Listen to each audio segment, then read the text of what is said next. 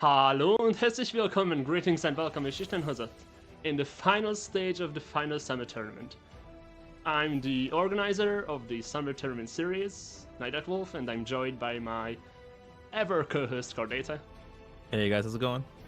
And we are about to witness something today that we have not seen a Tesla tournament do yet. This will be a best of 11 between two players. A befitting end to the summer tournament series, but to get here throughout the final summer tournament, we had many stages and a long journey before we got to the finals. So, taking a look at the stages that led up to this point, everyone started off with the Challenge the Champion stage, which was pretty much every entrant of this final tournament playing against the one and only Please Don't Hack Me, the original Tesla champion. Followed up by a stage where everyone played mid-BM mirrors, because what defines a great player is the ability to play mid-range Battle Mage, one of the best decks the game has ever seen. Following that, we had the preset curve stage, which everyone had to build towards a very specific curve, and it was an aggro layout, so everyone brought aggro decks, all with the exact same number of cards in each mana slot. Followed up by the favorite stage, which people just brought a deck they wanted to play. For stage 5, we had a normal conquest, 4-deck, 1-ban conquest, which leads us to today, which is a best of 11. As you can see, we started with 8 players. They were invited based on their performances throughout the Summer Tournament series. Plus, I was invited because we needed an 8th player and no one wanted to be lost, so I volunteered. And I invited Core because he was always there to cast with me. And throughout the tournament, the 8-player lineup got reduced to the remaining 2. We have still standing Endo and Meg. I got eliminated first with City Toker, then in the second elimination, Eros and Nocturnal got eliminated, and in the last round, Core and Rospidol were eliminated. So throughout the first 4 stages, we got eliminated by having the least amount of points. At the end of stage 4, the points standing with Endo and Meg was that Endo had 75 points and Meg had 65. So we see that Endo performed better throughout the first 4 stage. And then we had the 5th stage where we got to with win rate. And in this stage 2, Endo had 82% win rate and Meg had 46. So with all the standings that we see, Meg is the clear underdog here. So, before we get into the deck list, we're going to take a quick look at what classes were actually brought among both players. So, Endo's lineup consists of Battle Mage, Crusader, Assassin, Guildsworn, Halalu, Redoran, Dominion, and Empire. And on Mag's side, Mag has brought a Battle Mage, Guildsworn, Halalu, Redoran, Ebonheart, Tribunal, Telvanni, and Empire. No prizes for guessing what some of these decks are, given the players that we have in our final 2 players there. They have archetypes that they very much enjoy playing, so it's it's not going to be much of a surprise what decks they have brought, particularly when you look at the likes of Battle Mage and Empire. It's just a very interesting representation of like the players themselves, given what the overall class representation has been here. So, as we get into the actual deck list, first up we have Endozoa, and the first list we're taking a look at is Endozoa's Battle Mage. So, this is a mid-range Battle Mage. As we spoke about previously in other stages, mid-range Battle Mage, one of the best decks in the game's history, has always been a high ladder staple as well as one of the top performing tournament decks. Not too much to talk about in this one. It's a relatively standard, straightforward version of mid-range Battle Mage. Interesting thing to note here is the 3 copies of Fingers on a Mountain, trimming a copy of Belligerent and Cradle Crush, just to give a little bit more flexibility versus the slightly more aggressive decks, which, given his opponent, I think may not have been the correct move, considering Mag is known very much as a slightly more mid-troll player, favoring heavier, slower mid-range decks and control. But other than that, very, very straightforward list.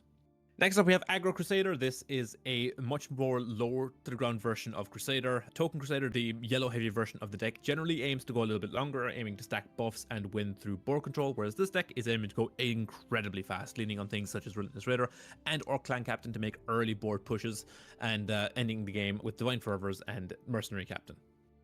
Next up, we have Aggro Assassin. This is, I think, the deck most associated with Endozoa as a player. This deck is just everything that Endozoa enjoys doing in this game. An incredibly low to the ground Assassin deck, looking to lean on things like Seeding Courier as well as Sentinel Claimer to get massive damage through via items, and then using things like Swift Strike or Baron of Tyr to help amplify the damage output by either letting you attack twice or basically making your board very, very difficult to get through thanks to the guard granted by the Baron of Tyr. Next up, we have one of the slower decks on Endo's lineup, which is a mid-range Guildsworn. Again, a pretty straightforward version of mid-range Guildsworn, not too much to talk about here. 3 copies of Fingers of the Mountain is kind of interesting, and a few other interesting things to note is the 2 copies of Bolt instead of 3, 1 copy of Sentinel Reclaimer as well, an interesting one of, as well as the 1 copy of Ornamented Sword. Next up, we have an aggro Halalu list. Halalu is a tricolor that kind of fell out of favor later on to the game's lifespan. People generally favoring the aggro Empire in the last year or so of the game's tournament play. But Halalu was historically a very, very powerful aggro wedge or aggro tricolor. So very, very nice to see it being represented here. Not too much to say about the list. As I mentioned with most of Endo's list, it's very straightforward, very low to the ground, very well refined. 1 or 2 key interesting things to note is like the 1 copy of Spinner, opting for like a single Spinner, single Housecarl, just interesting one of tech choices for the list. Next up, we have a aggro veteran list. Again, another tricolor that kind of didn't get the representation towards the end of the game's lifespan, but I do believe this is a very powerful tricolor and I think a little bit underutilized towards the end. Veteran had some very, very powerful mid-range and aggro tools that it never got to use that well. But again, as I've said for every one of these decks, very straightforward list, just aiming to go fast, aiming to win early, aiming to end the game around turn 5 with things like Soul Revenge and Divine Fervor. Next up, we have Aldmeri Dominion. Again, another very endo list. This one is slightly more mid-range than the other decks on this list, or in Endo's lineup rather. Just curving slightly higher into Raz and Ankano, where most of the other decks end their curve at around 5 mana. Again, another very, very powerful aggro deck, but it has the ability to pivot into a slightly slower mid-range deck with the Hive Defenders and whatnot in the mid-game. And finally, from Endo, to no one's surprise, Aggro Empire makes its first appearance here. I've talked about this deck so much in every stage of this tournament. This deck is just one of the best, if not the best, tournament list the game had at the end. All pretty much built on the back of Darkmane being one of the most powerful 2-drops ever introduced into the game. And it happened after the development ceased, which is very funny to me. But yeah, just a very, very powerful aggro list. Again, you're looking to lean on things like Darkmane as an activator for your Empire Oathmans, and you're looking to win the game by like turn 5, turn 6 with things like Divine Fervor, just building big, beefy boards and just out-trading, outvaluing your opponent on board and getting in for damage. Next up, we have Mag Gacket, and the first list here is Midrange Battle Mage. Again, very similar to Endrazoa's list. Mag choosing to play a more standardized top end with the 2 fingers, 2 belligerent, and 2 cradle crushes. As I mentioned, Endo's list was interesting for going for 3 fingers and only 1 each of the giants. Again, very straightforward. Midrange Battle Mage, one of the best decks historically throughout the game's lifespan. Very, very powerful, and this is a very straightforward version of the deck. Next up, we have Control Guildsworn, actually a very surprising deck to see. Again, Magakit, known control lover, known to play slightly slower decks, and this is a very interesting take on control. A few very choice cards in here, things like the 2 copies of Apex Wolf, very, very interesting. Single copy of Windhold Illusionist as well to reuse powerful summon effects, as well as 3 copies of Gromite Magus, which again, I mentioned this with Endozoa's playing 3 copies of Fingers. May not have been the best meta call considering the decks that Endozoa tends to play, but interesting nonetheless. Next up, we have Rage Halalu, one of my personal favorite decks. Absolutely love Rage Halalu, but this is a slightly slower mid-range Halalu deck looking to win the board in the mid-game and end the game with a big unstoppable Rage. Next up, we have mid-range Redoran. Again, I spoke about the mid-range or the aggro Redoran not seeing much representation, and the same it can be said for this mid-range style of Redoran. Very, very powerful archetype. Redoran has a lot of very big stat lines for not a lot of mana, things like your Young Mammoths, things like your Bleak Host Trolls, Supreme Dragon, for example. Just a lot of very overstated bodies. I think what held it back was a lot of these bodies lack immediacy. They don't impact the board immediately. But again, Tessel is one on board, and having access to very overstated units is a big deal. So I'm interested to see how this plays out for Mag. He does have 2 copies of Squish the Wimpy in here just to help you be slightly more proactive with the onboard trading, for example. So I'm interested to see how this one works out. Next up, we have Midrange Ebonheart, another very sort of out there archetype, and not one I would associate with Mag. I would have expected to see a slightly slower version of Ebonheart, but I'm very happy to see Midrange Ebonheart represented. I think another underplayed archetype. Forerunner of the Pact is a very, very powerful piece of deck thinning and card draw. Just the ability to play something on 3, have it swing on 4, and just keep drawing more copies of itself. Very, very powerful. And again, aiming to close out the game by turn 8 or turn 9 using things like Soul Revenge, and obviously has access to Aspect of Fiercine and Tazcad as closers. Next up, we have Midtroll Tribunal, a deck that Magacket is very closely associated with. This is a deck Magacket has played in pretty much every stage of the tournament and in most of the tournaments he has played in. A deck he's kind of synonymous with at this point. Very, very interesting list. Tribunal has this reputation of being a mid-range deck that kills other mid-range decks just because it is so good at dealing with large single-target threats, thanks to cards like Edict of Azura. I'm excited to see how this plays into the much faster lineup that Endo has brought. While Endo has one or two mid-range decks that this can potentially bully, I'm interested to see how this copes with the aggro side of the lineup. Next up, we have Alter Telvanni. This is another deck that Magacket is very well known for playing. It is a value-based Telvanni control deck looking to churn through the deck with Altar of Despair and win the game off the back of things like Journey to Sovngarde and Devaith Experiments. A few interesting things about this deck that I've noticed is the lack of cards such as Aelid Guardians, particularly when you're running Devaith Experiments. But again, Magacket knows this deck inside and out, so I'm sure there's a reason for no Aelid Guardians. I have no doubt that Mag has the data to back up not running it, but just something interesting that I've noticed about this list. And finally, once again, we have Aggro Empire, to absolutely no one's surprise again. I've spoken about this deck so much this tournament. I'm a super straightforward list. Again, curve slightly higher than I do normally with the 3 copies of Wilds Incarnate, but other than that, very, very powerful. Slightly heavier on the buffs than Endo's list with 2 copies of Mercenary Captain, 1 copy of Defensive Bruma, and the Dawnbreaker. I do not believe Endo is running Dawnbreaker, so this version of the deck can potentially win on board a little bit more than Endo's version, but Endo's should have an easier time playing the board. So it's going to be interesting to see how these lists do if they actually end up in a mirror match.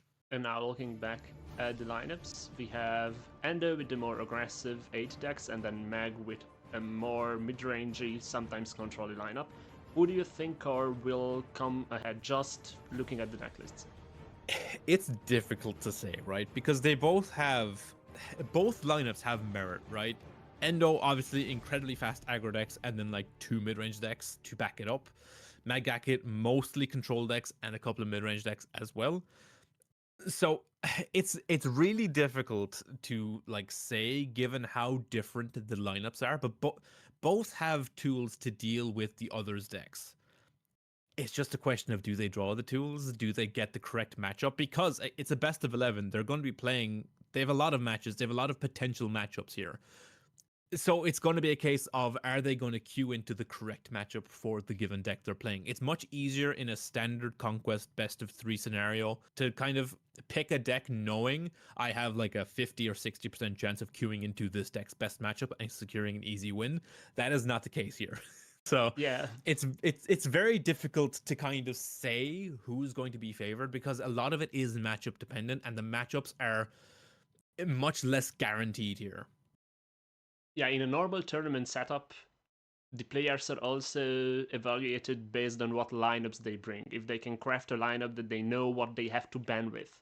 But in this case, and this was why we are running a best of 11 with 8 decks, we want to see who is the better player, not just lineup builder. So it will be as if you would be playing on ladder, but every time you quay versus your opponent.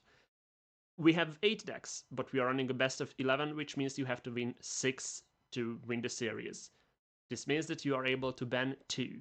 So the way the bans will go is they flip the coin, Endo won. So Endo will ban first, then Meg gets to ban 2, and then Endo will ban the 4th.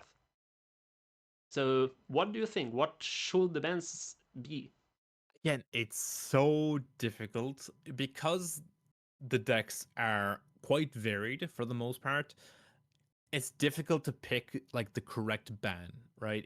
A lot of it comes down to player preference. If I was in Endo's shoes facing Mag's lineup, I would personally immediately ban Telvanni because I hate playing against Telvanni. So, but like realistically, the correct choice might be ban Halalu or ban Empire. So it's difficult really to kind of pick out decks. A lot of it's going to do with player comfort, knowing what you're playing into, knowing how to best play around certain things. So a lot of it is going to be player comfort. Now, I would suspect we are going to see mirrored Empire bans because, again, no one wants to play Empire mirrors. That's been the case throughout this entire tournament. The real question is, like, what is the other least favorite deck you want to play against here? And again, for Endo, it might be Telvanni. I don't know Endo's personal opinions on Telvanni.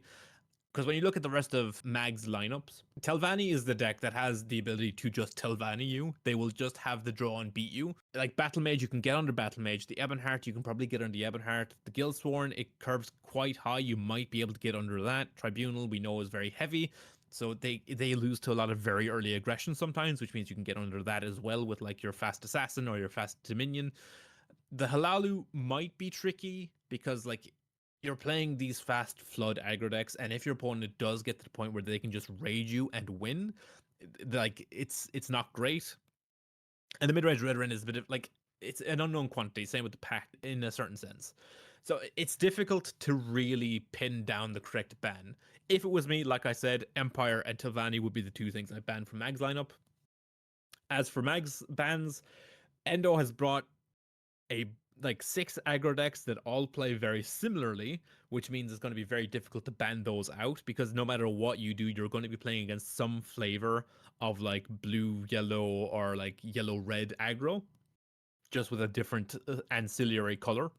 If you're Mag, likely just going to ban Empire. That's the like the most well-known explosive deck on Endo's lineup, and maybe you just ban Guildsworn because that might have the ability to like go toe to toe with the mid range decks, and then you just hope you're able to control out the faster aggro stuff. It's very difficult to pin down the Yeah, bans here. instead of banning for the lineups, you are banning for the player. So you must know what your opponent is the best on and ban those decks. So let's see what Endo bans first. It will be the Telvanni ban, so we got that correct. Yeah, Endo is a player of culture. I respect it. And then it will be a Battle Mage from Mag and the Assassin. Hmm. Yeah, makes sense. Again, like I said, the assassin is one of the like Endozoa's most associated deck is that aggro assassin. Battle Mage also makes sense because Battle Mage is very powerful, and we see the last band being Tribunal from Endo. Also makes sense. Tribunal, like the mid-range Tribunal, can just suffocate a lot of decks with the mid-game value. So yeah, these bands are not surprising. I can see the Ice Storm bans from Endo, by the way. Yeah. And this will mean that the remaining 6 decks on Endo's side are the Crusader, the Guildsworn, the Hladu, Redoran, Dominion, and Empire. And from Mag, we have Battle Mage, Guildsworn, Hladu, Redoran, Ebonheart Pact, and the Empire of Cyrodiil. And with that, we are ready to go into the first game.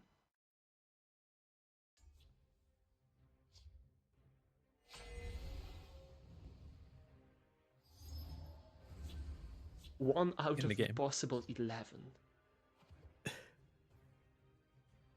So, Empire Mirror. You said no one wants to play Empire Mirrors. Both brought the Empire first. Yeah, and Mag does have a very good opener here. Does get answered with a Deepwood Trapper. But he does have the Gavel to answer this back. Gets him a second Aspirant here. So far, looking very favorable for Mag, but Endo does have Ring Necro. Pawnbroker off the top for Mag. You could just go Trapper Pawnbroker, maybe find a Curse. Get you another potential Oh, Curse will be devastating here. Tyrock Fall.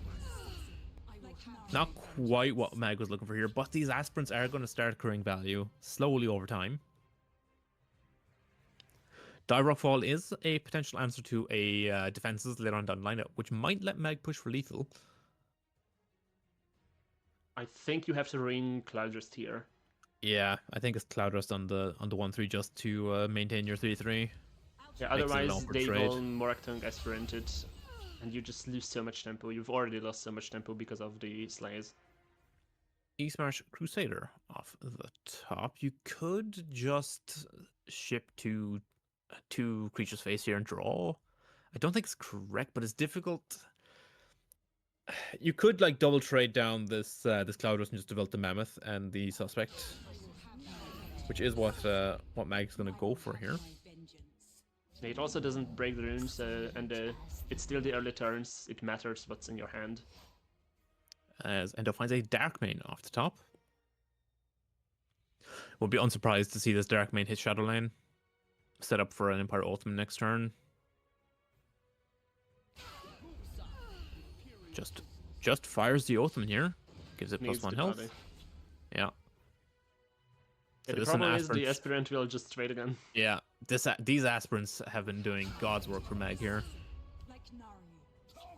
Mudcry Merchant comes down. Finding Oh. Solitude, Stalworth, and Blackwood Alchemist. You probably take the Alchemist here because you've got nothing better to do. You could take the Stalworth. You can play the Crusader plus Stalwart. But Yeah, yeah, you I would have think been taking able the to Alchemist empty your is hand outside of the yeah. Dive form, but Yeah, I think the Alchemist is just slightly better. So we have an Anasi with no real targets here. I Likely could again. see the Darkmane and the Mammoth. Yeah, that's what I'm thinking. The problem with like Darkmane Mammoth is it just gets traded into for free. You can play it in Shadow and next turn move the Darkmane and heal. It does Whoa. break the ring to commit the Stalwart, which does set up for the Darkmane move. 5th Legion trainer off the top for Meg. Can go 5th Legion plus East March here. It does go for it. Finds a gets a Mudcrab one Merchant. Oh, burn and Oh. pillage. Okay. That will actually be relevant. This is, I think, the first time since 2015 that burn and pillage is going to be relevant. Also, just look at how much drain Endo will get this turn once he plays the Oathman in Shadow, yeah, and then you go yeah, Gavel. Oathman plus Gavel, yeah. You get rid of the Blackwood Alchemist. It's the highest power creature already, and it would get +2 next turn.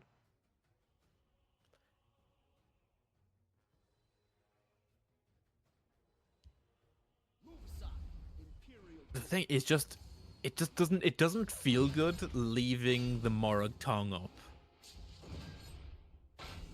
Because your Darkmane still dies to a double trade here.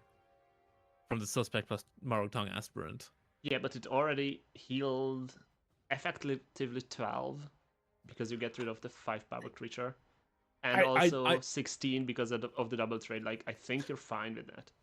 I know it just doesn't feel good. For like being farmed by these Morag Tongues for the entirety of the early game and then having to leave one up again, it just feels it doesn't feel great. You have to do it. It's the correct play to leave it up, but yeah. Interesting that Endo decided to go face, give a card to Mag. So we could just ship everything in Shadowlane face here and burn and pillage.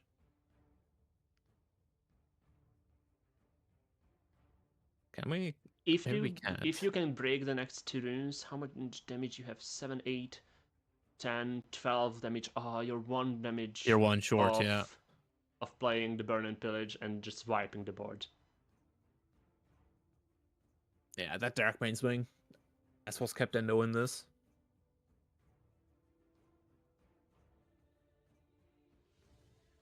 Yeah, so you're just double trading if there's Darkmane this turn. I think likely going to...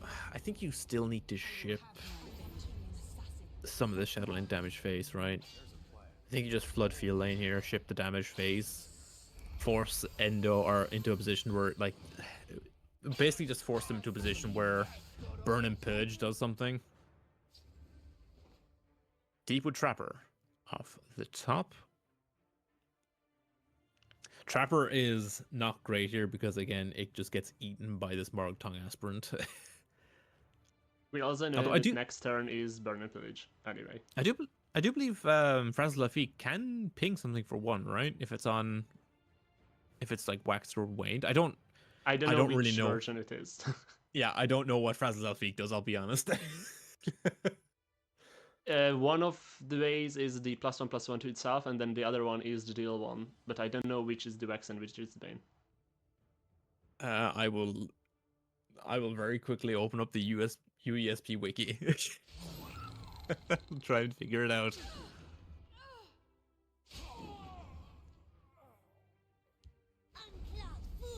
Well, okay. We'll see which version. Okay, it's on the 1 damage. Okay. A unique animation for something you didn't see much in game. Yeah, there was a lot of that. Blast Bones also had a unique animation.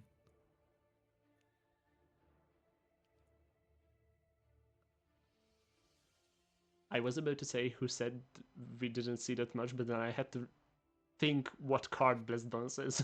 It's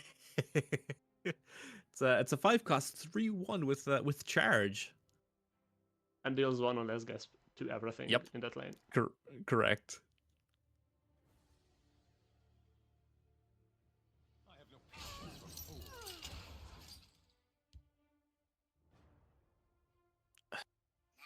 Is it a tray? Alright. Yeah. Does not play the Burn and Pillage, so we will see it next turn now. Yeah. Oh, the I think Clivia. Mag wants a little bit more value out of it. Thing is, with Clivia, you can just lock field. Well, Mammoth is breakthrough, but still. Mournhold Trader. Can still go for Contract Levy here. Unlikely is the correct play. As Endo sends everything into the face here. And that is exactly what we will see. Contract into Clivia Tharn, gives everything in field lane guard, and is going to start spawning 1/1s at the end of every turn. This means you have to burn and pillage as Mag now. It deals 3, so removes everything but the Clivia. You can just trade with the Clivia afterwards.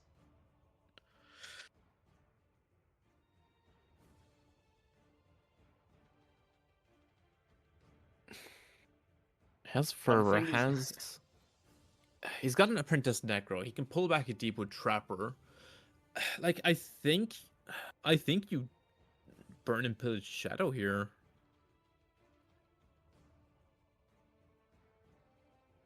Because you can burn and pillage Shadow. Apprentice Necro, pull back Deepwood Trapper, trade over the 4/2. You gain 2 health back, you soak up a bunch of damage. Interesting. It's just going to go for double Profiteer into Necro here.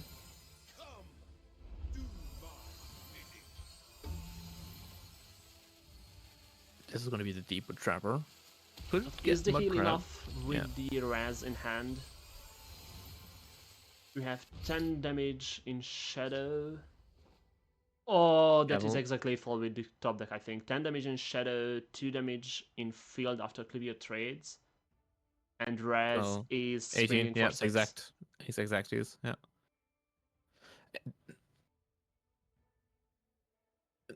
It's exactsies unless next rune is exactly Cloud Rest for Mag here.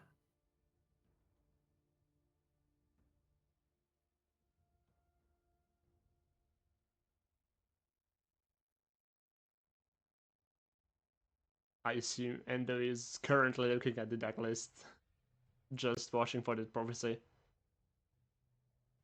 I do believe both players are playing all 3 Cloud Rests. I would be shocked if they were not. Seems like it will be Justin and Arcee. It will be the safer bet. Just set Mag to 11.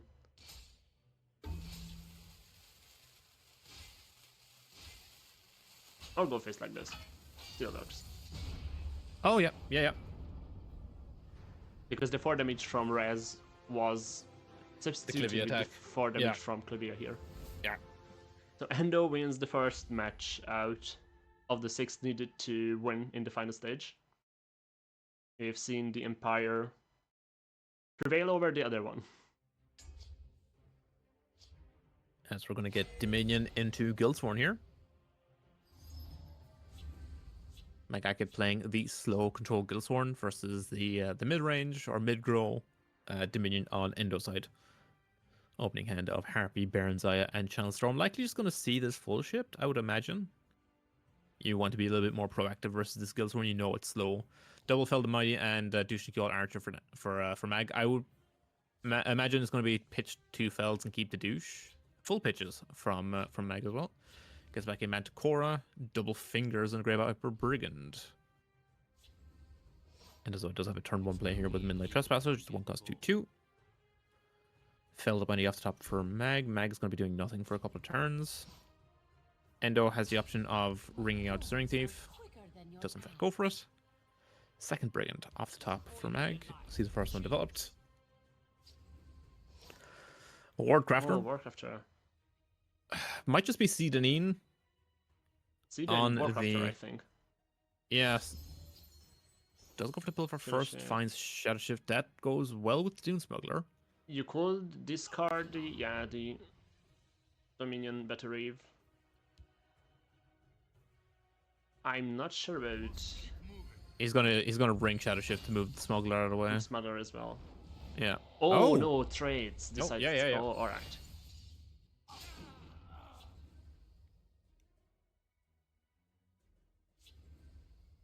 Will you see the Forced foul? out a Fell the Mighty on this 4/1.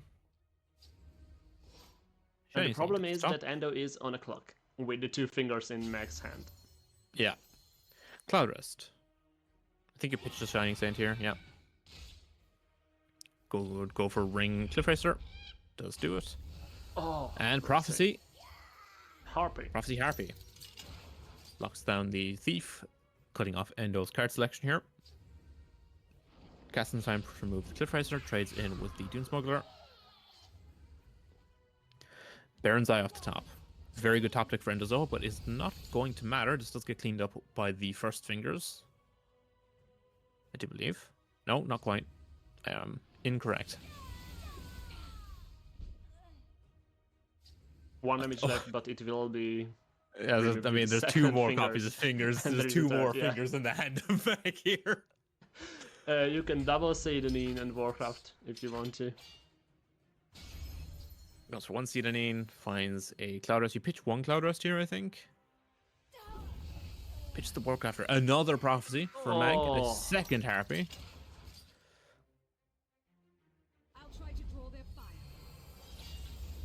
Gets met with a Cloud Rest. Second and third cast into time for No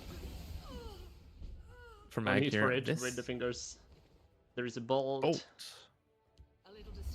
So if you would have gone face for 3 more last turn, you will still be 2 off. Yeah. Cast Problem into is, time. playing 1 card per turn will not get you anywhere versus this control deck. No. And If you Guildsworn play does have both, access then to healing. you have the fingers. Guildsworn does have access to healing with the 2 copies of Apex Wolf and the 2 Revitalizers, plus 3 copies of Broom Profiteer, so it's only a matter of time until till Mag can stabilize. Third cast into time. We must protect our stronghold. To a Douchnik Yol Archer. Endo still has potential lethal outs here, if he finds another Cliff Racer, for example. Hive Defender. It's very Vanis difficult to Galarian off the top. Well, you are looking for healing, so it works. I mean, technically, yes, but it also it's going to mill you a bunch of cards. Harpy off the top. I think this is pretty much GG, though. I don't think Endo has the ability to get Endo from this position. At least not easily. Winterhold Illusionist is actually quite good with Manticora.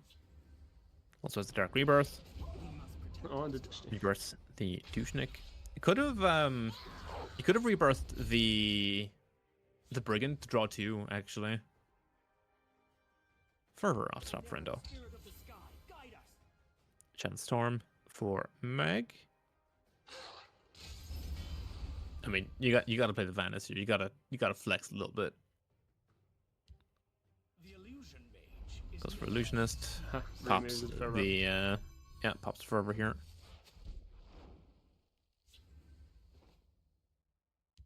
Flameslinger for Endo. Yeah, I think after the second Will Swing, I think it's GG.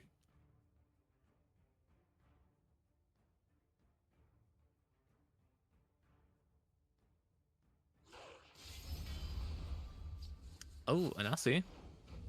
Anasi is one of the better top decks here. Goes for Vanis Galarian. And with it will be activated as well. Yeah, by the Rapid Shot. Yeah, the Anasi doesn't really do enough here now. This looked like a ladder game when the aggro player quit into control. The problem is that the control player is not your average ladder guy, but instead one of the best players. Yeah.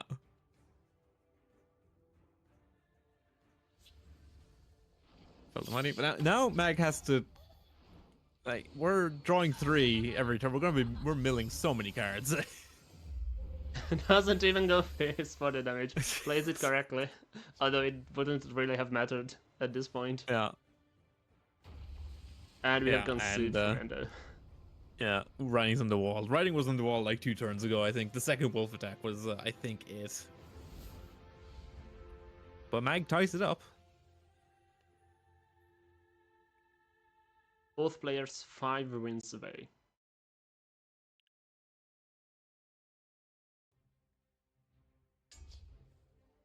And the Game 3 Hlalu here. mirror. Ooh. We have Aggro Halalu versus Rage Halalu. We have one of the Aggro Halalu, one of the best decks from what was it, like 2018 versus Rage Halalu. God, you remember when Halalu was like a meta deck? Oh, because I wasn't playing back then. I Did you just did you know never that- No, did you never experience Haunted Manor like No. pre-nerf? Oh No. wow, okay. but I knew it was running Haunted Manor, and some versions even run Conscription. I know that because I saw it Yes. in the Masters. Well, some I by some I think you mean specifically Santos Villa. Santos Villa. Or just I don't think Spy. You Spy got is a to see great. the creature. Yeah. Oh, you. Oh, Cultist is good You keep actually. it. It's a Yeah. good top deck for next turn. Decent disruption into this deck. Oh, yeah. Skaven also very good. We must remain steadfast. As we pivot into Shadowline here. Execute off the top. You have no end. Yeah, Dushnigal gonna ping down the 3/4. No, removes the 1/1. Never mind. Mac I mean, has this is a set up for a Leaf in Lurker. hand. Yeah.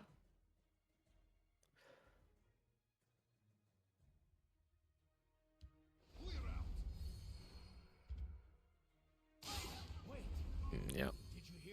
It's not gonna change the Leaf Lurker here. Yeah, interesting he's gone for the trade. He's just trying to retake field control here. Leaf Lurker comes down, removes the Cultist. Anasi off Nasi? the top. Nasi is a good top deck. Does protect the field lane. As well I as mean, you go can face, swing face. Yeah. but just Does take the trades. trade regardless. Yeah. Valuing the guard on the Sanasi, but you have Clouders Executor. A little distraction might prove useful. And then I will assume the golden initiate will come down in the next few turns. Yeah. And it will Next turn start you're- swinging back the game.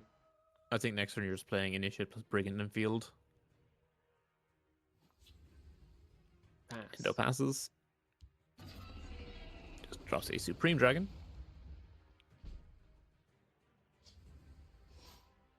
Traitor. Bit late. He was still traitor and Dune Smuggler. The problem is, if you Dune Smuggler You the can't do it in traitor- Shadow. Yeah. Because the Supreme Dragon. And I mean, there's another one coming down next turn. You can drop both of the defenses to protect your 3-1. Javelin off the top for Mag here. Oh. And And is there just. is magical left for the initiate. Yeah. Endo just cannot get any momentum here. Darkwing off the top. This one will lead you to glory. Failing Silk Templar. So that will Oh. shut the field down too. Just give me a name. You have a one drain of the- going. Like, see, this is the issue with Halalu after all the nerfs that happened. Is one of the things the deck relied on was Ash Berserker as a draw engine, but they removed an attack from Ash Berserker, which meant you could no longer trigger it with or Clan Captain to be a draw engine for the deck. And I think that was like the most impactful nerf to that deck. Not Manor, not any of the other things. It was specifically the Ash Berserker nerf. Because this is where Endo is really struggling, because the only card draw in the deck is the Gamblers, 3 copies of Chronicle Gambler, and House Carol. And I just don't think that's enough. So we do find the House Carol, but it's, I think, a little bit too late here. Crusader's Assault off the top. 5th Legion Training off the top. And Yeah, we'll even no, see. this. And Venom Dren comes down. Yeah, it was just an interesting thought that I do believe like the Ash Berserker nerf was like the most impactful nerf to Halalu, even after all these years.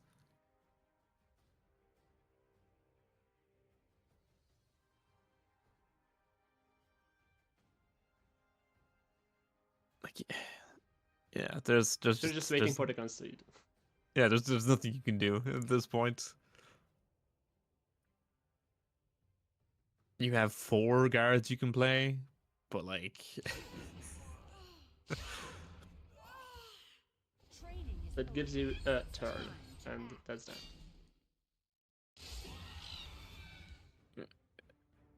yeah, you're still taking at least 4. Yeah, oh, not even a turn, because yeah. Yeah. Oh,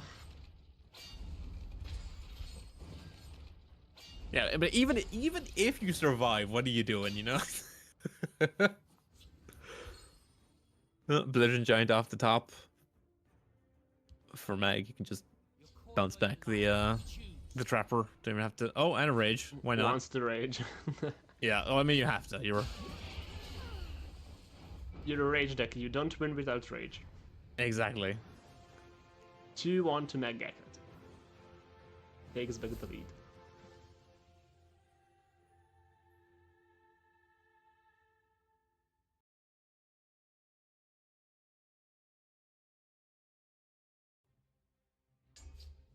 And on to game 4. So this is Guildsworn versus the Redren. Mid-range Guildsworn versus mid-range Redren. Opening hand of Flameslinger, Douche and Ancano. Likely going to see the Douche and Ancano pitched. We do, in fact, see that. Mag also full ships. Gets back a Tier, Cloud Rest, and with an Occultist, top decks a Squish the Wimpy for turn. Fingers off the top for Endo. Goes to ring out the Altar Flameslinger. Emperor's Blade off the top. Mag is just going to have to pass. Crown Quartermaster for Endo. The difference between a Fingers versus the Redren and the Fingers versus the Dominion was that in Dominion everything was low health. In Redren, Yeah. they will have high. Yeah, like the average health in Redren is going to be 4, like 4 up. So your fingers are never going to be quite as clean. Use a And dagger the takes trade. First Rune Prophecy, Covenant, Plate. Okay, that is fine. It's just a trade. An equal one. A little distraction. Not Well, anymore. Cloud Rest. And once again, Endo's in a very awkward position, as the hand is not quite what you'd want. Finds a Douche Nikiol and a Belligerent Giant. Does have at least Ring Cradle next turn, Hold my power. but like nothing dies to Cradle now. We'll just see Like your Fingers into Fingers in the next 2 turns, I think. Yeah, it just does not feel good. Clears the Ogrim. This does at least set up like a Cradle Crush, but again, your Redren opponent is just going to continue playing big things. Conjurer off the top. Interesting, Meg decided not to go face. Yeah, is just going to get the Cradle Crush down. See Stormcloak Vanguard off the top.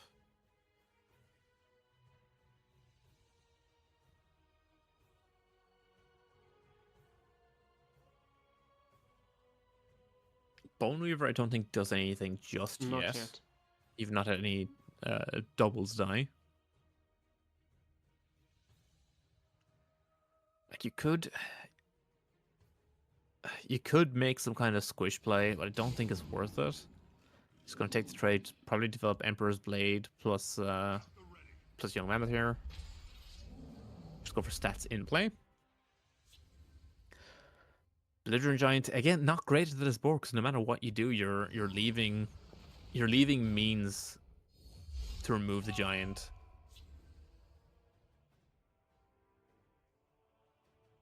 So Endo is going 1-for-1 versus a deck that's more than happy to go 1-for-1 here. As we see Tyr come down alongside the return of the Emperor's Blade. Wilds Move. Incarnate off the top. Is Yeah, active, does draw 2 with this here. in play or in deck as well, it is even more interesting that Meg decided not to go face the last time.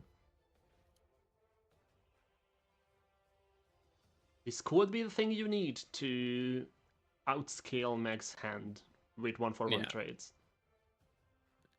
Just a side note, just Mag, like, you could argue that Mag could have played around the Wilds Guard here, but it is a one of in Endo's list. But we are just gonna Oh, yeah, we're gonna gain a bunch of health here, and we're gonna swing. I would imagine you swing for 12 here. that is most aggressive. Yeah. Plus Protector of the Innocent. Again, ops to hold the Vanguard is interesting. So we mill a Cloudrest off the top. And Kano is fine. You also have like a reasonable fingers. I think it is. Like you can, It could be fingers and Riftain, but yes, good fingers. Oh, interesting. Ops not to go fingers, because fingers plus douche was a full clear. The Nords must take back Skyrim. Yeah, gets the dagger down, clears out the Atronach. Goes for cloak, clears off the douche, and can go for the battalion here. oh, Gate Defender. Defender is quite good. Defender's Exalt is 3, I believe. So this again is a full clear with fingers. You can Exalt Ghostgate, deal 2 to the battalion, and then fingers clears. And then finally you got a board, even if a 1/3 guard, and your hand is looking much better than Max. You could also play the Rift Lane in defense mode here, but I think the Ghostgate is just better. Yeah. It stops combat tricks. Eastern's Crusader off the top for Mag here. Pretty good. Also, as Ender, you have to play the Ghostgate Defender. It's your signature card in your Exactly, decks. yeah. This is... in almost every Endo deck that runs blue, there's at least one Ghostgate Defender in there.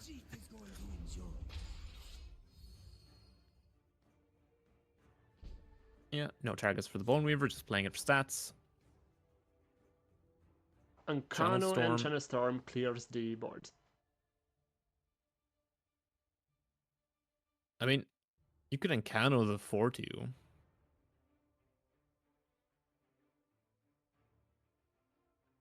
Yeah, you can Encano the 4-2 because you get to Breakthrough, which still empowers Channel Storm. Get him for 1 with the Ghost Gate, that's still 5 to clear off the Bone Weaver. So you can get damage out of this as well. Does go for the line.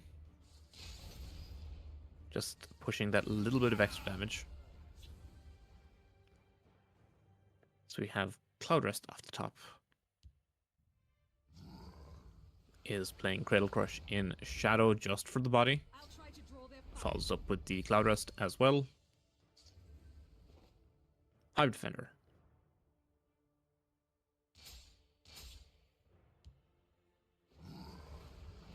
Your Giant to bounce, I would imagine, the Cradle. And then you can hide Defender. Vision Giant. Problem is you can't trade Belly Giant and Cradle. That I would think be you just 13. I think you bounce the Hive Defender here.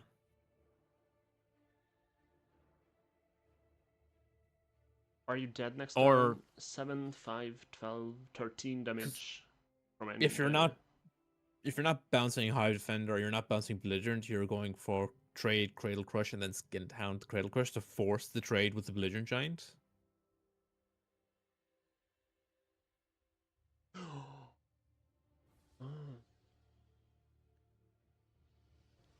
Because you You could get into a Belligerent Giant tempo war here, but if Mag's not winning that tempo war. Yeah.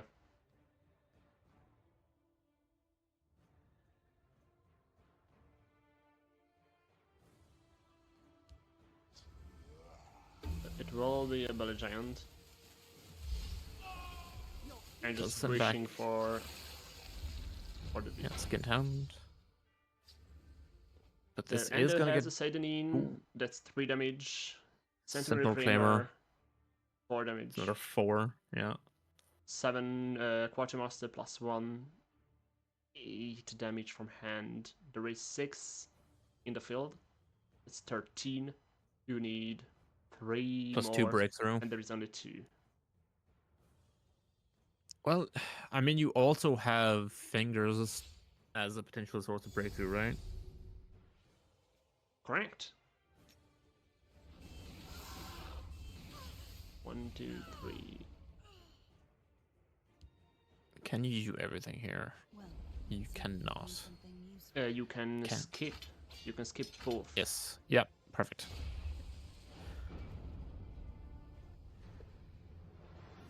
Endo ties it And- 2-2.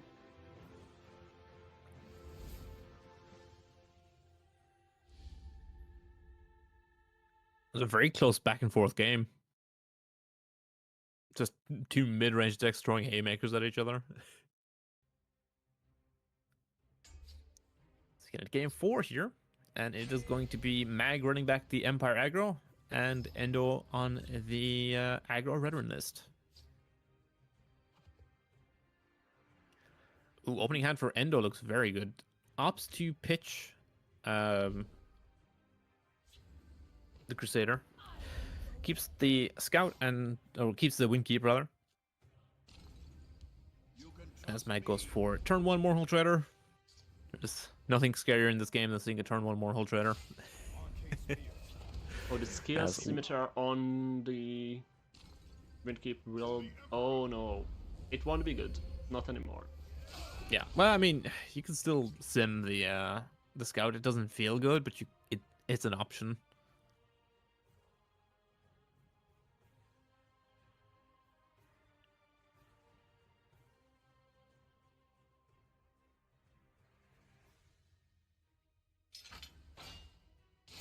He goes it. Marked man. Martin.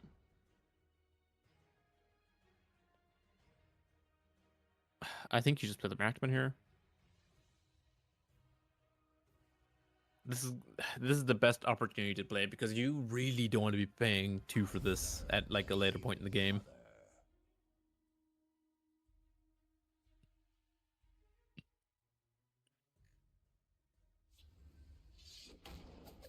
Execute.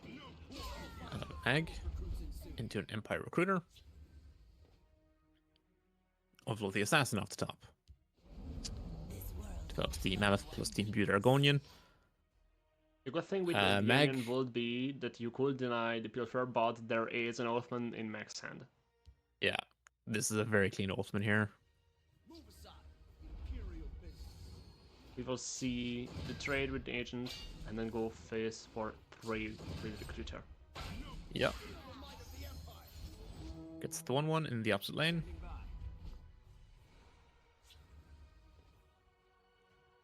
Apprentice Necro for Endo here does get him back a Karthspire Scout, or could get the 2/1 guard as well from the trader. I would assume we will see the Scout just for card draw.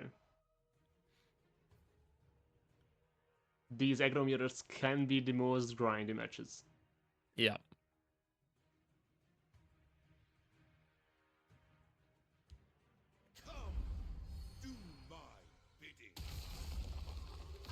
Yeah, takes the Scout. Develops the Alvelothi. Oh, East March. Training is over. We're just gonna see the Shining Snake come down to remove this Alvelothi. That Endo to 26. The Oriole do not waste time chatting with mortals. Get out of my sight! Hunt them down! Barber. I think if you're Endo, you take this trade with the Yeah, scout first yeah, and I then think too. fervor. You really want this card.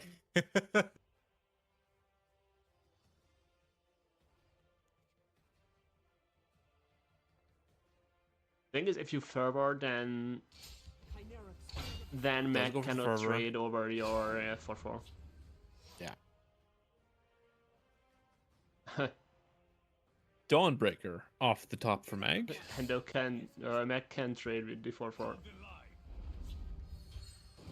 on, Oh, please. fervor of his own here. It's going to be great for next turn. Does go for the Dawnbreaker line. This does get traded out by the Cart Spire. So And you not the get the last gasp. ideal use of the fervor here. 3-cost Shining Saint also does not feel great though. Likely just going to see 5th Legion plus Bleak Coast Troll come down. I could have seen Shining Saint, Markman, and the defenses. Hmm. Ooh. Oh, fervor. Yeah, but also a Gambler. Glamber, yeah. Yeah, And with the an hand is empty hand already is empty. very good. Yeah. I smell the stench of the living. Arrow Stalker into Marked Man into defenses. Do you keep the Shining Saint just to set up a better trade next turn, or do you try? Alright, so Yeah, just play the Ender board here. decides to try to go aggressive. Yeah, so you can take the Barrow Stalker trade here. You can mark the damage on the defenses. Silent as the grave. Care to make a friendly Get the Gambler down. It's going to just be a free draw 2 next turn. So with the fervor, the tempo is equal. We see equal creatures on board. The problem is the Gambler. Yeah. Gambler is very efficient card draw on this deck, so you're going to see trades happen here. Could double trade into the suspect. Does opt just to remove the Oathman as the second Caspar Scout comes down. As we find Trapper, Oh, Oathman, moves. and Wilds Incarnate off the top. What an insane rip! This is a difference between the two decks. Meg is running moves and the... Oh, another Moose! Oh, Ah, the 5th Legion is not what you want to see off the top. Black Dragon is a bit better, but doesn't really impact the board as much as you wanted to in this situation. so the Shadow is lost now. You are just playing for field. Problem is you are lower in health and lower in board, and there is another moves coming. Yeah. Mag is just churning through cards now. Penance Oculatus off the top. Gonna probably see the Oculatus come down here. Yeah.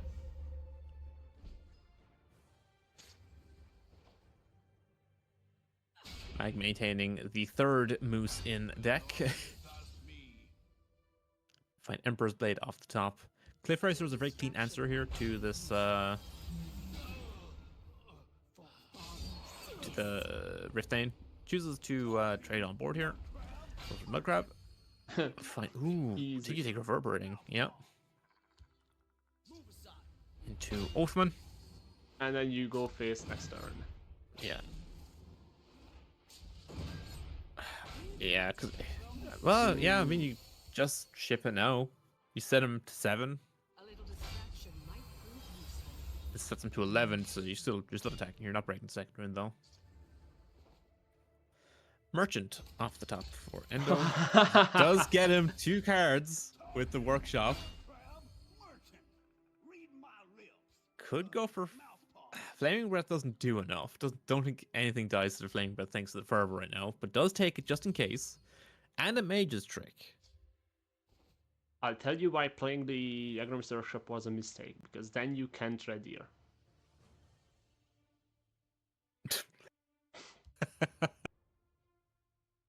True. I think that would have been the only out here. Yeah. Because otherwise they're quite dead to board. Well, I mean, Immolating Blast maybe, plus something else.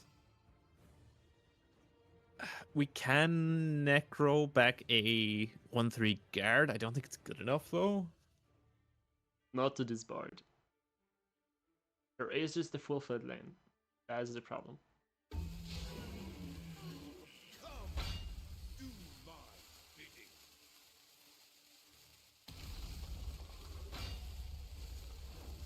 Yeah, contract out the spirit, but that's it. That's all she wrote. Behold my Get him for 6, get him for 7. Mag takes the lead once again. 3-2.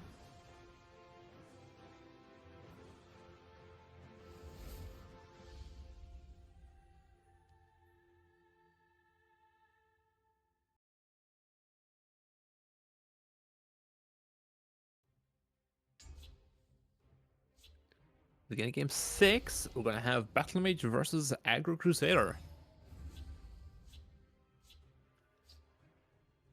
This is such a classic Thassel matchup. Yeah, this is even from like way back in the day, this was a very common matchup. Opening hand for Endo is Orclan Captain, Eastmaster Crusader, and High Defender. Likely going to see the Captain and Crusader pitched back. I think High Defender is a fine keep. Keeps the Clan Captain, pitches everything else. Finds Markman and Divine Fervor, and Magdaka just keeps the full hand here. Pretty straightforward for Endo's for the first couple of turns here. We're going to see turn 1 Markman, likely turn 2 Cleric of Kind, turn 3 Clan Captain. We see him developing the defenses straight away. This is in case he opts to go for Clan Captain on turn 2. Does go for Clan Captain here. Takes the trade and goes face for 1 with the defenses. Second Cleric off the top as well. Mag finding the Afik, as well as a Mighty Conjuring off the top. Rapid Shot to ping down the Clan Captain. Puts in range of Skaven Pyromancer, just in case Mag rips one off the top next turn. So we have a Rift Thane come down. Cradle Crush Giant off the top for Mag. Has to pass. Very heavy hand from Mag here. These clerics are going to put stuff out of range of Cradle Crush, which is unfortunate for Mag in this situation. But I would be unsurprised to see a Mudcrab Merchant come down first, at the very least. Gets in for 5. Finds Crown Quartermaster. Gets in for 2. Finding a Channel Storm. Cleric comes down, likely buffing. Interesting. Next one is probably going to buff the Rift Thane, I would imagine. Buffs itself. Very interesting. Goes for Channel Storm. Removes the Rift Thane. Crown Quartermaster. Words, jeez. Crown Quartermaster also comes down. Goes for a Ring Rapid Shot. Interesting that we said Rapid Shot now, just to remove the creature, because there was a Farewell coming. So Mac felt the Farewell coming and knew that there is no time to waste, and play the Rapid Shot next turn to ring out the Channel Storm as well. Channel Storm, Fingers as well. Yeah. It's also interesting how a matchup from the beta survives in the last version of the game, and obviously the cards are a bit different because we had expansions, but the tempo is the same from both of these decks. Yeah, I mean, back in the day, mid-range Battle Mage just ran Ice Storm. Nowadays, it gets thrown Fingers, which is at least one-sided, as opposed to having to play into the Ice Storm yourself sometimes. And obviously, Alfiq being an insane card as well. Warcry is, I think, the take here. Cry. Yeah. Yeah, that's 11. Lethal. Yeah. Now that's something that will not have been on my bingo. No, now that right there is a beta play. That is, yeah, Warcry. That's oh man. And the series is 3-3, so both the players are 3 wins away from winning the finals. Into game 7, we have mid-range Ebonheart versus the Aggro Halalu. Opening hand for Mag is actually pretty good here. Dragentail Savior, very, very good when you're on the when you're going first, because you're usually technically going second thanks to the ring. Which means Dragentail Savior is going to come down quite big. Also has Cloak and Dagger in hand to make it a little bit difficult to remove. Endo could opt to double trade this down. For the City Guard. Dress Spy, again. Very, very good here. Could hold it for the Corner Club Gambler. I think this might be just a... Ooh. Match where you can Keeps play it. the gambler role. Yeah.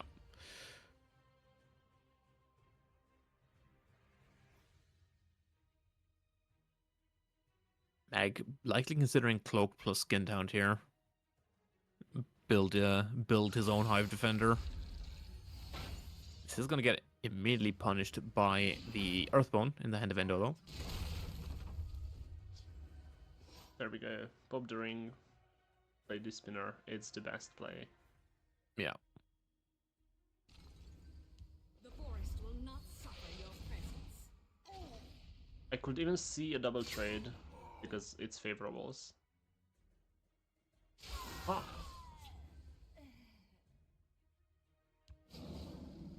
Lee Coastal comes down. Hive defender for Endo.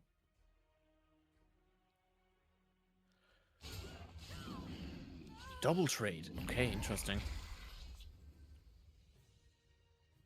yeah, the problem is if you don't double trade, then it will be a triple trade. Could go for just Mammoth here.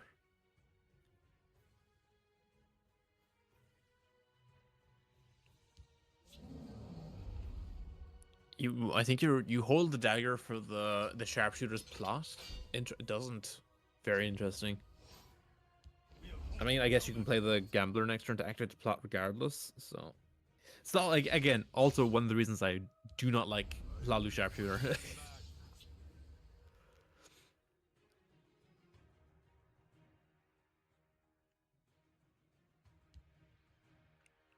Yeah, gambler is gonna come down. Pitch probably Mournhold Trader. You could also pitch the Shadowfen, I guess, but like, are you going to want the Shadowfen? Care to make a friendly wager? Does pitch the trader. I only need one shot. Sharpshooter to silence the Rifthane. Yeah, but this will feel It's bad just when the next gambler comes down.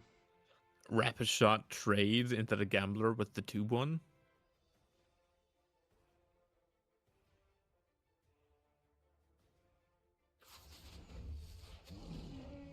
Interesting. Okay. Then I would assume we're going to see the Cliff Racer. Yes. Ashlander Punisher off the top for Mag.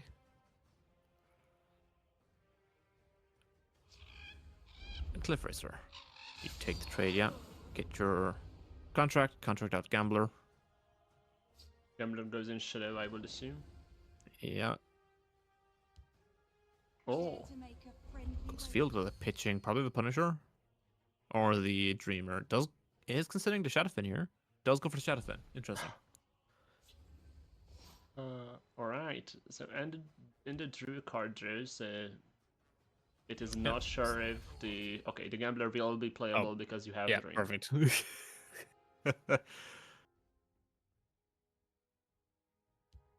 Do you double trade or do you just trade once? Chatting with mortals. Yeah, you need to deny the card draw, so. That was for sure. I was not sure if you want to trade with the other one or just go face. The forest will not suffer your presence. There is a silence.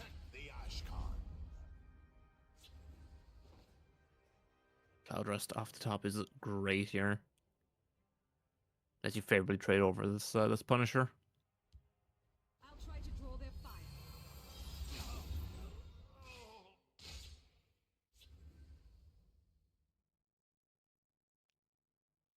We see a Garnag and a Skintown off the top for Mag. That Garnag is like Garnag plus Skintown is like pretty good. The 7 health will mean that both the 4 power It's- creatures have to trade. Unless Yeah, you it's top at deck least- something good. Oh! It's Tyro, I don't think is good enough. Yeah, it's always a double trade here.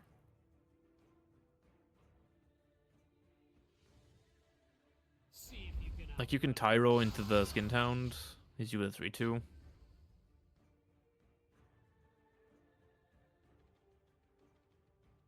You have to trade. Well, you You don't have trade to with trade the with the Tyro, but I think it's worth it. yeah. Martha Otherwise, you damage. you can be set to 4, and that is Cliff Racer. Yeah. Pit line. Oh, A dead pit line. This is exactly what Mag needed. Just a dead draw from Endo here. Covenant Plate also very, very good. Does mean he can give something guard. oh, Trader. unfortunate. And we Oh, aspect. aspect the top deck there. 12-12 guard incoming. Yeah, and the plate comes down. That's both lanes guarded. Puppeteer. Oh, the bad draws are incoming here from Endo side. Does give him access to the clip to the pit line rather. So not the worst thing in the world. Yeah, the problem is that now the shadow lane is closed forever, so you can only fight Yeah. with field, and Meg will have the creature advantage there. Shadow Shift does not help. I mean, you have to do it though.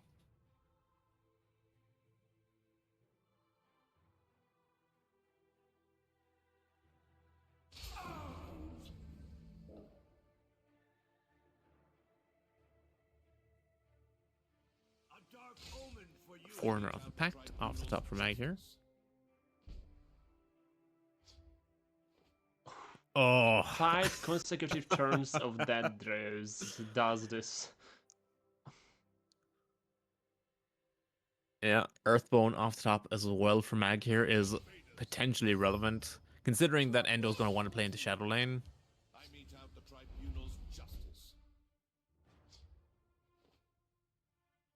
Yeah, See Meg was Fervor one off the of top. the last turn. We must protect the Night Mother. Yeah, Garnet goes Shadow, go for Fervor. And it has Cat top deck. It doesn't even Yeah. matter at this point. For the Ashkan. Stoker. Repel the invaders. Yeah, and that's lethal.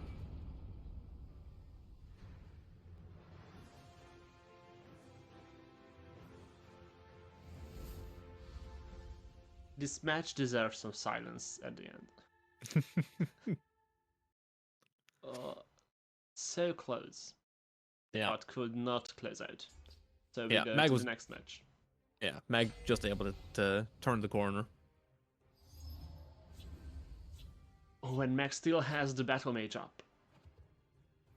Yeah, so it is going to be Endo running back the Halalu, Mag running back the Battle Mage.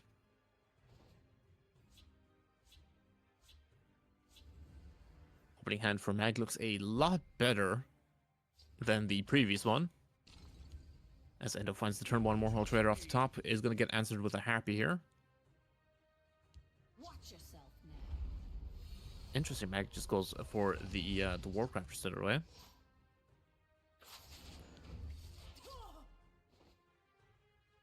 Rapid Shot plus trade. Well, let's see if we Goes can for make that Sentinel work. Reclaimer.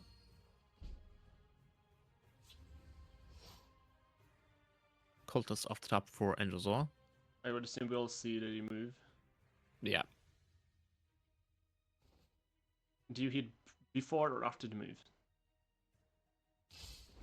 Yeah, Yeah. before. So then after, it's not break the rune. Daggerfall Mage off the top. This is still a fine lightning bolt.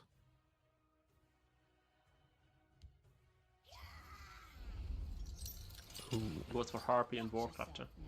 This Yeah. gives you more board presence. Let's put these to use. Saran Paul Broker off the top. Now you have to set up for a good house card for the next turn.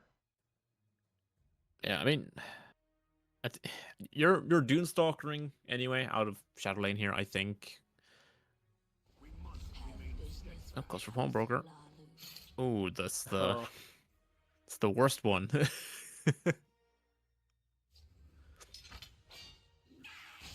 Yeah, Dagger plus trade. Two Breton Conjurer. And Mag does have the Rapid Shot to activate it.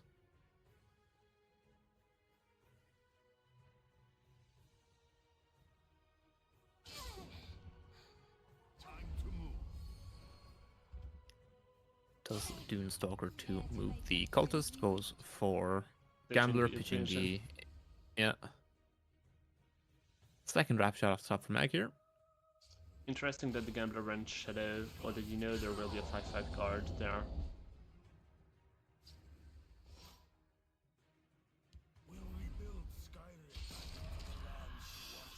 Oscar comes down, draws one.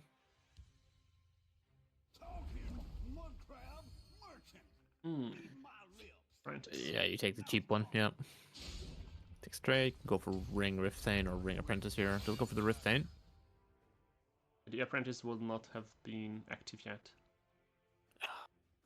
It's such a tasty field lane for Cradle Crush. My paws are quicker than your arrows. Gonna still have to settle for Discerning Thief plus Daggerfall Mage. Pit line off the top for Endo. Gonna draw a couple of cards here with the House Girl. So with the Dreamer and Pit Lion, you can drop both in Shadow, trade with the Dreamer next turn over the Prestator, and then just go 5 with the Pit Lion. Cycles off with the Apprentice. Yeah, it's gonna be some. It's gonna be Dreamer plus Pitline has to be here, I think. Yeah. We see you wait. That goes Dreamer. And the Tyro, interesting. No, it goes for the Pitline.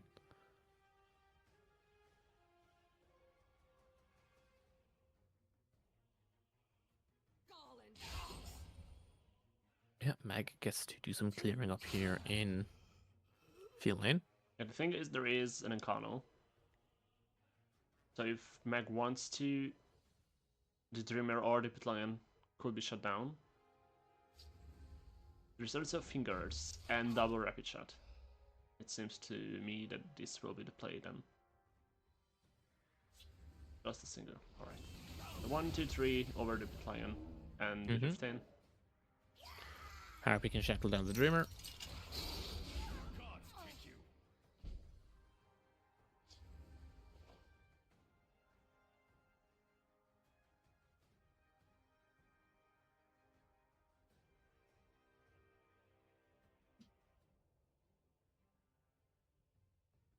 Do you just play everything in Shadow, leave them in cover, and then next turn res?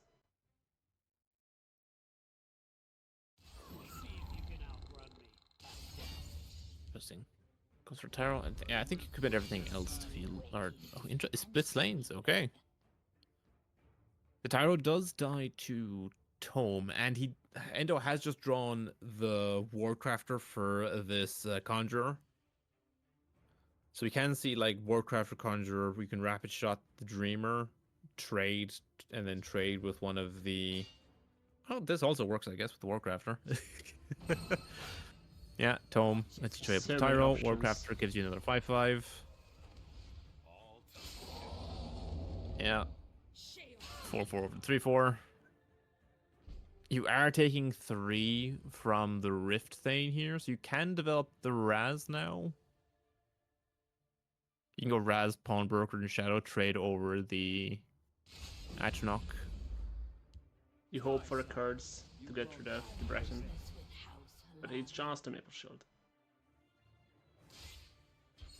Looking for a Lightning Bolt off the top. Does not find Lightning Bolt.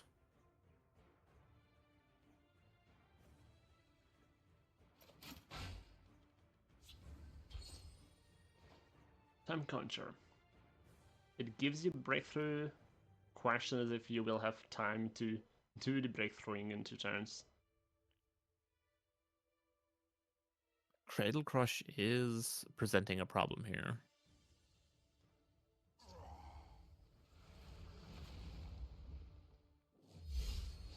Bounces the Warcrafter. Can activate the Conjure here with Rapid Shot. Or rather trading.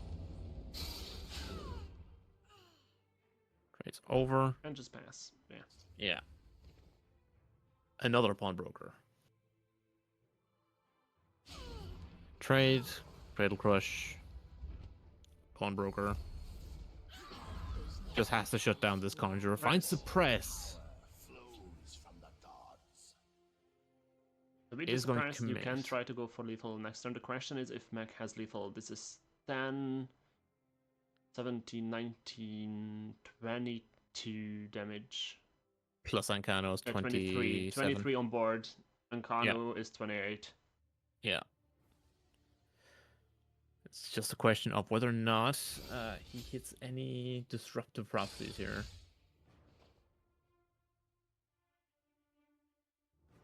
Shame I take you. Yeah, Seems 7 like should an A be to me. Oh, Oh, that could have been punished. that, yeah. But Mac takes it 5-3, so Mac is on match point now. Endo has to win 3 yet. Yeah, in a lot of very, very close matchups. So these are the remaining decks. Endo has Flalu Redoran and the Dominion. On Mac's end, there is only the mid Redoran. Which are the most likely deck to be able to put up versus the Redoran, do you think? I think the aggro Redoran and the Dominion are going to be. I don't have faith in this Lalu. It just hasn't had the staying power to be able to fight after like the mid game stabilization turns from the mid range deck. So it's just lacking a little bit too much. I do think the Redoran and the Dominion are going to be difficult for the mid range Redoran for Mag to deal with. The ward density in Almeri Dominion obviously very, very good. And then the big stat lines of Redoran plus access to Sword of Revenge, it means you can push a lot of extra damage. So I think of the 3 remaining decks Endo has, 2 of them have at least semi like even or positive matchups into Mag's last deck. Then this will be a close one. We are going to see the Dominion come out here.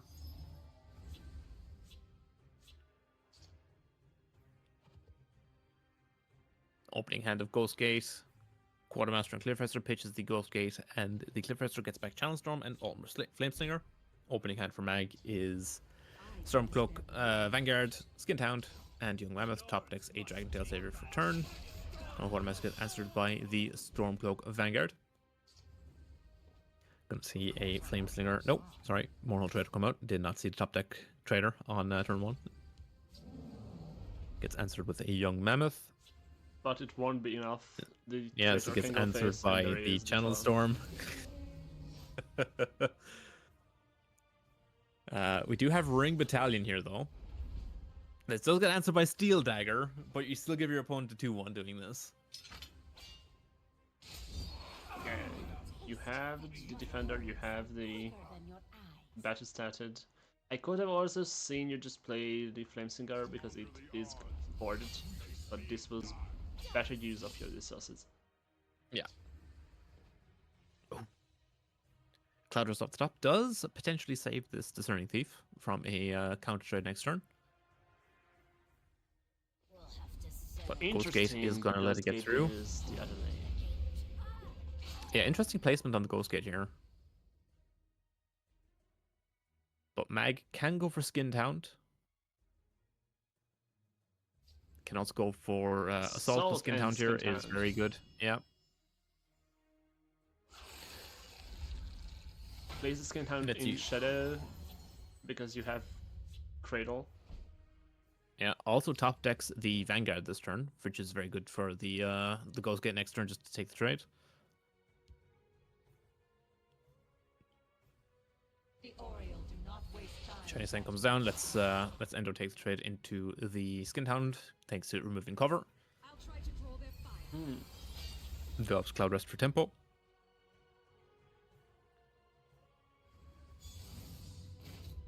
Covenant played. Plus Eastmarch Crusader cycles card, finds a Earthbone Spinner. So next turn, Mag can just Earthbone plus Sharpshooter. Silence 2 things, deal 2.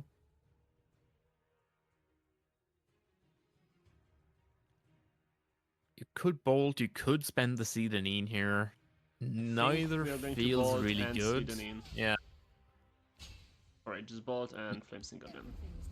Yeah. It doesn't feel good burning a bolt on a 2L creature.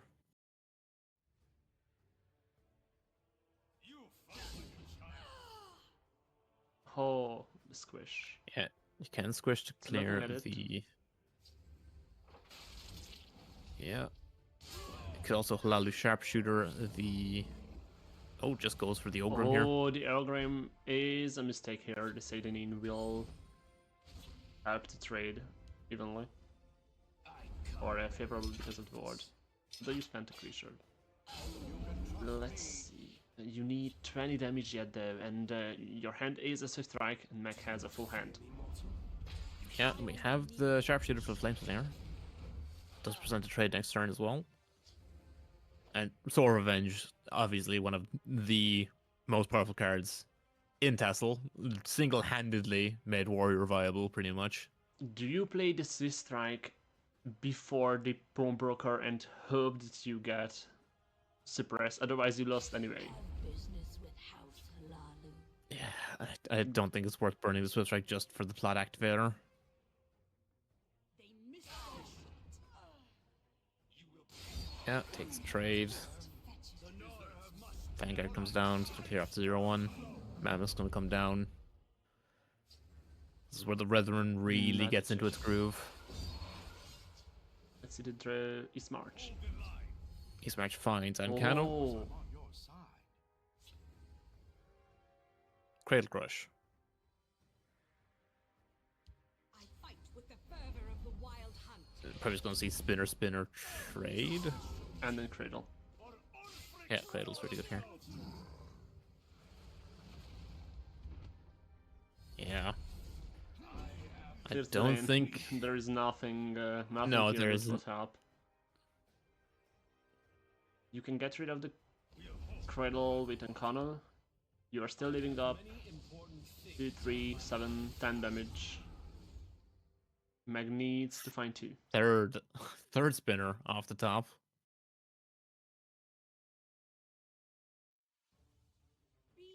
Yeah, Because the I last think... 2 damages are missing, therefore you can just go and trade. Yeah, I think you're just gonna Cradle clear Yeah. your own lane here. I don't think you care because you're developing a 5/5 off the back of this as well, thanks to the battalion of the Vanguard here. And the Dominion is not good at defending. No, That And will that's- be game... What was it? Game 9. yeah. Again, a lot of very close games. A lot of like, some of these matches were like incredibly swung in the late game after very long grindy board fights. So these were some fantastic games for a finals. Yeah, definitely worth the finals of the final summer tournament. 100%. As Magdaka gets in with Cradle Crush and takes the final game of the series.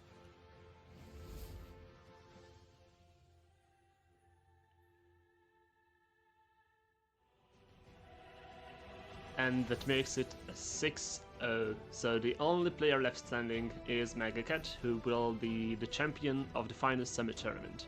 So, after all 6 stages, the standings are as follows. In P8, we have NightDarkWolf. P7, City Toker. P6, Aros. In P5, Nocturnal. P4, myself, CoreData. P3, we have Rospiridol. Taking the silver medal is Endozoa. And, of course, the winner of it all is Magdakit. So this was the finals of the final summer tournament. An unbelievable best of 11, which we haven't seen yet, and we will not see it again. But it was... I think it was the right way to finish this. 5 years of summer tournaments. I started organizing it in 21, and now it's 26 when we are recording this, although the matches have been played. I think the finals was played 25 January 12. But what a year it has been. All the matches. We have started recording the summer tournament in 24 August, and then we were hit with the notice that the game is shutting down, so we had to speed up. And then we recorded all of these, and we had the February tournament. Just so many things. And after all this, we came to the last stream. And I think it is only right to ask Core if you have any memories that you'll be taking with you. Well, I mean, over like after doing all of these tournament casts, there has been some very silly things that have happened in a lot of games. Like, even the last stream, like Mag Gacket with the goddamn Balmora Spy Masters just rolling absolute ludicrous things off of them in a tournament setting and just scamming wins that way. Very funny, but yeah, it's crazy that to this day it's been like a year since the closure of Legends, and it's still a game we talk about and think about quite a lot. As for Tesla itself, it's a shame that it ended how it did. The game deserved much better than it got. To this day, still the best card game I have ever had the pleasure of playing. And I've played a lot of card games. I still actively play a bunch of other card games, but nothing scratches the itch quite the way Tesla did. So yeah, it's a shame that we lost such a mechanically well designed card game and a surprisingly well balanced card game as well. Even like all through the years, disregarding like the shit show that was Invade, because we all know the story behind that with like the studio being rushed to finish Jaws to get it out. Yeah, even after the Invade stuff, the game was historically incredibly well balanced. Like when you compared to other card games where things break all the time. So yeah, it's difficult to it's difficult to find a game that replaces Legends, because it was such a one of a kind card game. Yeah, it is the richest card game I have ever played. And also about the balancing.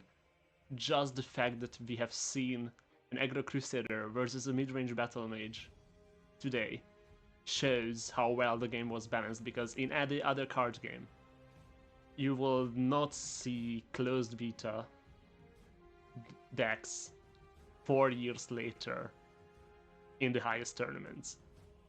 Yeah, like one of the things that stood out to me the most, as I like, and even as we're all aware, I'm doing a lot of cards content creation these days. But one of the things that stands out to me the most, even like comparatively to like Hearthstone and Magic the Gathering and Eternal and like Shadowverse and Gwent and all the other card games that I've like played and dabbled in and whatnot, is how relevant to the game the Legends core set stayed from start to finish. Like the amount of cards from the base set of the game that we're still seeing consistent high level play at the end of the game's lifespan is more, I think, than any other card game ever. If you look at like Hearthstone and you look at the cards that were released in base set Hearthstone, like the original class cards and the original neutrals, most of those do not see any play, or like have not seen play in years. So it speaks to how well designed like the original base set and how good of a foundation Direwolf laid for the rest of the game to be built on. When we saw cards like there was never it's so difficult to explain how, while we had powerful cards introduced throughout the expansions, it never felt like this is now the best thing you can do. It was always a case of this card is like slightly better than this card in some scenarios, or it's like a side grade to this card. Like Hive Defender versus Mehrunes Dagon Seducer, for example. I still favored Hive Defender because the guard on it was better at soaking damage as opposed to the 3 health drain on Seducer. Like it's just a testament to how well designed and well maintained the card pool was, that after 6 years we were still happy playing Warcrafters and Harpies. I will put it in a way that instead of having better versions of former cards, we got alternate versions of them. And Yeah. that's why everything remained playable. Another thing as well is that they printed charge like so infrequently, which was a very good thing, by the way. The fact that charge was such an uncommon keyword to have on cards meant that the board state mattered, which is something that a lot of card games struggle with, is maintaining the relevancy of board, like on board interaction. And that is like the cornerstone of Legends. It was all about on board trading, my creatures versus your creatures, like fighting for lane control. That's like entirely what Legends was built around. And again, like even at the end of 2025, when the game, or like, yeah, at 2025, when the game shut down in January, it was still all about on board interaction. So yeah, it's just, again, Direwolf did a fantastic job laying the foundation for the game, and Sparky Pants did a fantastic job maintaining the balance that Direwolf had worked so hard to implement in the first place. So I think the only thing we can say is thank you. The reason I decided to first start doing this tournament series was because I missed Masters. I have joined the game after Masters has already been played, so I was just able to watch it on YouTube and then see, yeah, the overlays. They both me and the game itself. I just wanted to do something similar, and that's how we got 5 years now.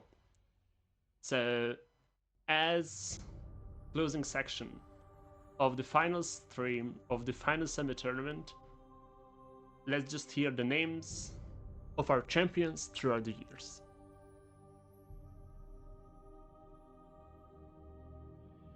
First off, I want to shout out the original Master Series tournament winners, being Please Unhack Me from 2018, and of course Still There from 2019.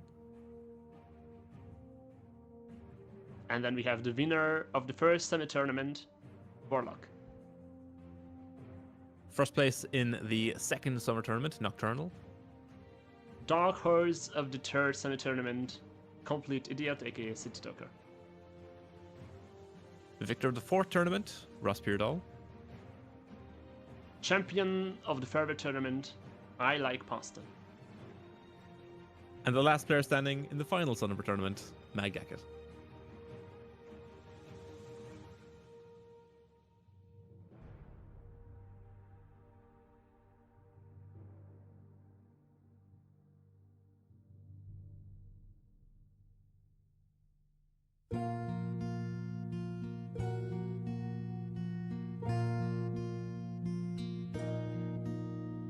A serpent lights the ancient sky of dread of tainted stars.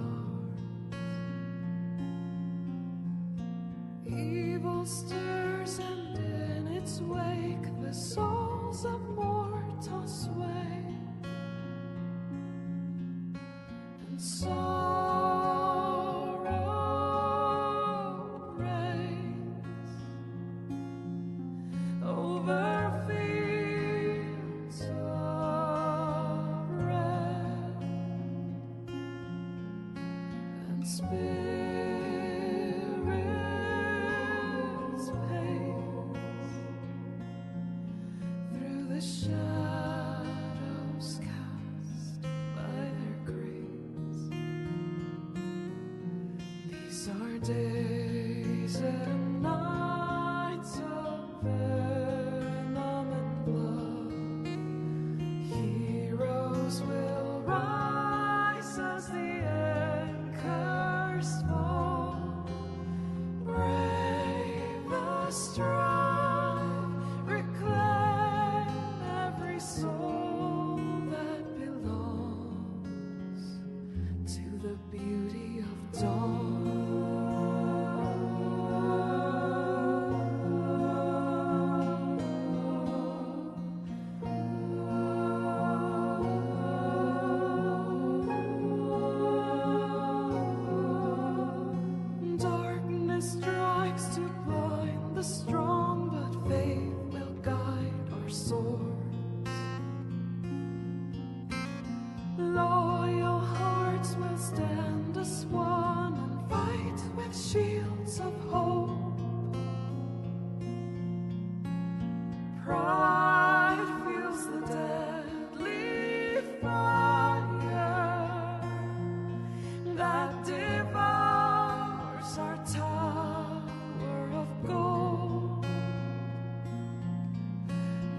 drums of war will rage and roar till the sun burns bright.